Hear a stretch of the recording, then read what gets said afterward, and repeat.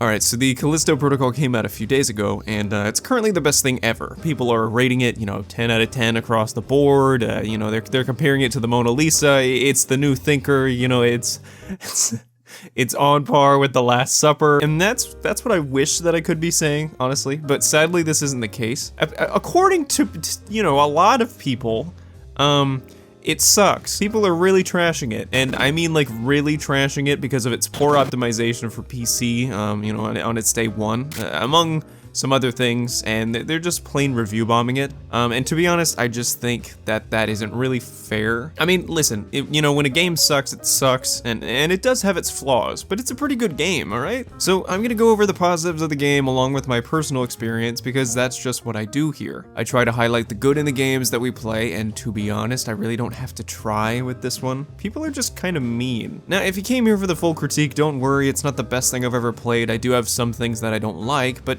the point of the video is to shift the negative perspective on an otherwise great experience, so, just bear with me, okay? You probably know what the Callisto Protocol is, but just for those who don't, it's a survival horror game made by Striking Distance Studios, an up-and-coming dev team led by the creator of Dead Space, Glenn Schofield. There was a great deal of hype around it, as everyone assumed it would be the new Dead Space, though as of this moment, people don't seem to think it holds much of a candle to it. And, that's fair, but you know what, that doesn't really matter. It's called the Callisto Protocol, not Dead Space 4, so that's alright with me. That was something I needed to get out of my head, to be honest, thinking that it was going to basically just be Dead Space 4. But let me be real with you here, it is not Dead Space. It's not trying to be Dead Space, and it's not gonna be. Dead Space players will probably like it, and it certainly finds its roots in the original titles, that much is confirmed, but it's definitely different in its own way, and I had to learn that while I was playing. I needed to understand that this is a new game, and that it naturally plays much differently than its predecessor. There are some natural similarities, yes, but at its core, the games are different.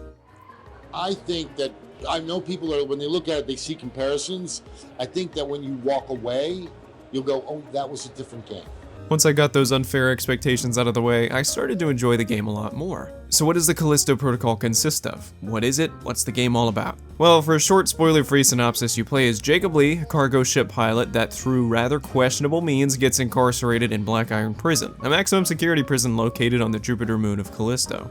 An infection starts, all of the possible shit that could hit the fan does indeed do that, and Jacob must shoot, kill, and 3D print his way through the prison to escape the hell he's found himself in. It's a pretty clear-cut premise, but I mean, god, it's presented well. I think that's the first major kudos I'll give to the game. It starts off engines hot and ready to roll. The ball starts moving and you need to run to catch up with it because it's not wasting time. As for the gameplay itself, it took me a minute to get used to how the game works, but it really grew on me. It's a lot more melee focused than I anticipated. The game's main combat system revolves around dodging, bobbing, and weaving around your opponent as they flail wildly to brutalize you, and then hitting them at the right moment. It almost feels like a survival horror version of boxing, but then I also found that it was reminiscent of a rhythm game. See, unlike other games, there isn't a dedicated dodge button, you just kind of have to be moving in a certain direction when you're under attack. In that sense, there is a rhythm to it. Dodge to the left, dodge to the right, then hit. Maybe go in for another if you feel lucky, but that's basically the core of the combat. I'm serious, man. I mean, it's a little weird, but it does grow on you. It's got its own merit to it. But that's not to downplay the gunplay, Bada bing. Sure, resources can be scarce, but later on, especially in the endgame, you're gonna need some serious firepower. Your stun baton alone is not gonna be able to cover everything. The game has a good selection of weapons to choose from, and the player should be able to tailor a playstyle that fits them well. And there are some things that I just can't get over, chief of these being the grip glove. I just love it so much. The way it works and sounds is so awesome. It's just it's almost like a very metal version of the Force, and it feels incredibly powerful, and there's no shortage of that. Just the same as there's no shortage of enemies to fight. The enemy variety is, as expected, fun to fight, and stressful to take on all at once because some of them pack a real wallop. Something the Callisto Protocol and the Dead Space games get right is the intense stress that they can put the player under. There's no adrenaline rush like walking into a room that gets put under a quarantine lock, forcing you to fight a hulking monster in an enclosed space. It forces the player to stay on their toes and operate under pure instinct, and that's just peak survival horror in my opinion. Definitely expect plenty of that with the game if you haven't gotten around to playing it yet. Overall, the game plays pretty well. It's an enjoyable system that was a pleasure to navigate, so that's a win for me. In fact, it was a win quite a few times. The game presents itself well, and I think overall, the presentation is just stellar. If you have nothing good to say about the game, at least give a nod to the impressive level of design that the game has to offer. For starters, the environment design is just inspiring. Black Iron Prison feels so real and so vast, a giant metal shell that feels impossible to escape, and the various environments introduced in the game present themselves in a unique and engaging way. Each part of the game is intentionally and meticulously crafted to invoke a strong and genuine feeling. Every level and area feels like it has so much purpose, even the levels that I didn't enjoy. The intent behind the creation is palpable. Of course, as expected, the sound design is nothing short of impeccable. Every whir and grind of machinery, the groan of an infected, the echoes of the endless halls, it's mesmerizing to the last. I just can't get enough of it.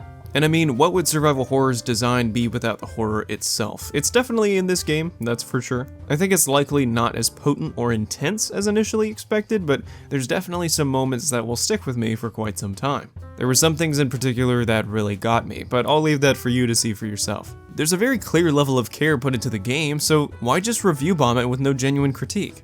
And that brings me to the next point, the rather vicious review bombing this game received upon release, and honestly just kind of review bombing in general. And I mean, listen, like I said, when a game is bad it sucks, but people were throwing shade at a game that didn't even get its day 1 patch yet, most of those people having only just gotten past the menu screen. Now that does have a lot to do with the poor optimization, but give it a break. It's like criticizing a movie because of the theater you watched it in. You aren't criticizing the game, you're criticizing something that's preventing you from playing it. Now, sure, they could have optimized it better before release, and I'm not excusing that, but review bombing doesn't help anyone. It just muddles the water and prevents solid criticism from flowing through. And it isn't just this, it's a great deal of media these days. Good things, genuinely good pieces of art get bombed to hell because people have false expectations of it, or perceptions of it, or they just like to hop on a bandwagon of negativity because, hey, this guy said it was bad, so I believe it now too. Now, you can take a reviewer's words into consideration, but not law. I encourage you to experience things for yourself just before repeating somebody else's opinion. And if you genuinely didn't like this game, that's okay. I appreciate you for playing the game to fruition, or at least giving it its due course, and just not being a fan of it. You don't have to like it. I mean, like I said, it's not the best thing in the world. I feel like people should just give things more of a chance before they immediately damn it to hell. And if you did give it a chance, thank you. You're one of the good ones, I appreciate you. Anyways, rant over. At the end of the day, the Callisto Protocol is a solid game. It isn't perfect, mind you. It can be a little repetitive, the story kind of drags, and there isn't really a whole lot of variety in the gameplay, but the point of this video was to highlight the good stuff, and I hope I did that for you.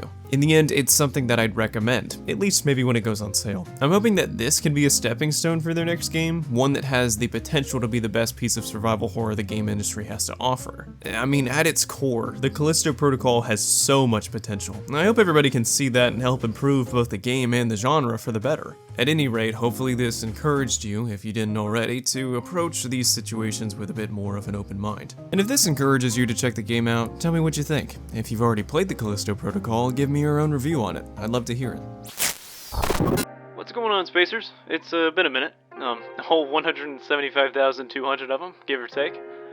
No, I'm not dead, and I don't plan to be for quite some time. A lot of stuff came up at once, and I wasn't really able to get anything out that I really felt good about. But I don't know what it was. Callisto Protocol really gave me that kick to get it started again. I also just finished building a PC, so I'm currently recording and making videos on that, so that should increase my production quality and make things a whole lot better. Anyways, hope you're doing alright this rotation, and that all's well in your end of the cosmos. Keep safe and keep warm, Spacers.